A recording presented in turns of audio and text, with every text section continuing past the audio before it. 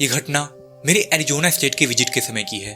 आज से कुछ साल पहले मैं अपनी फ्रेंड डैबी के साथ एरिजोना के जंगलों में हाइकिंग के लिए गया हुआ था। इनिशियली हमारा प्लान फ्राइडे की शाम से लेकर संडे के दोपहर तक का था। हम लोग शाम के करीब 6 बजे यहाँ पहुंचे। पहुंचते ही मेरी फ्रेंड डैबी ने कैंप फायर जलाया और फिर हमने मिलकर अपने लिए टेंट लगाया। टेंट लगाने के बाद थकान ज्यादा होने के कारण हम डिनर करके सोने के लिए चले गए। करीब 10 बजे मेरी नींद खुली और मैं टॉयलेट करने के लिए बाहर निकला।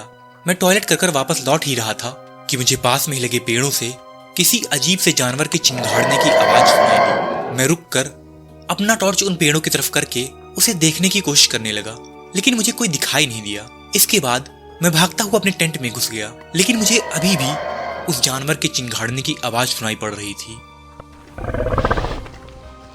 हालांकि कुछ देर बाद जब सब शांत हो गया तो मैं भी आंख बंद कर लेट गया। करीब 15-20 मिनट बाद मुझे अचानक किसी चीज को खरोचने की आवाज सुनाई देने लगी। ये आवाज मेरे टेंट के आसपास से ही आ रही थी।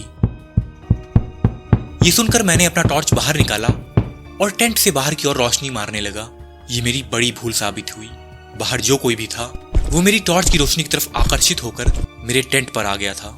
जब मैंने टेंट पर बन रही इसकी परछाई देखी तो मेरे होश ही उड़ गए। उसकी लंबाई करीब 10-12 फीट रही होगी और उसके हाथ किसी राक्षस जैसे थे जिनसे बड़े बड़े नाखून निकले हुए थे। जब उसने जमीन पर अपना पैर पटका तो ऐसा लगा मानो धरती ही हिल गई हो। फिर उस राक्षस ने मेरे टेंट के कपड़े को खरोचना चालू कर दिया। मैं तो जैसे डर के कारण पैरालाइज हो गया था। फिर उस राक्षस ने टेंट के फटे हिस्से से अपना हाथ अंदर डाला और मेरे पैर को खरोचने लगा। बहुत हिम्मत करके मैंने उसके हाथ को किक किया और उसने ऐसा करना बंद कर दिया। फिर अचानक वो राक्षस अपने चारों पैरों पर आया और बिजली की तेजी से वहां से निकल गया। मैंने अपने टेंट में रखा फर्स्ट एड किट निकाला और अपने पैर पर पट्टी बांधी। उस राक्षस के पंजे से मेरे पैर पर अच्छा खासा घाव हो गया था। कुछ देर बाद मैं अपने टेंट से बाहर आया और डैबी के टेंट की तरफ भागा। डैबी अपने टेंट के अंदर डरी सहमी बैठी हुई थी।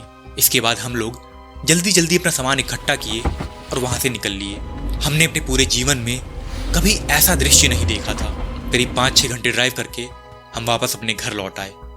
इसके बाद मैंने कभी कैंपिंग ना करने जाने की कसम खा ली।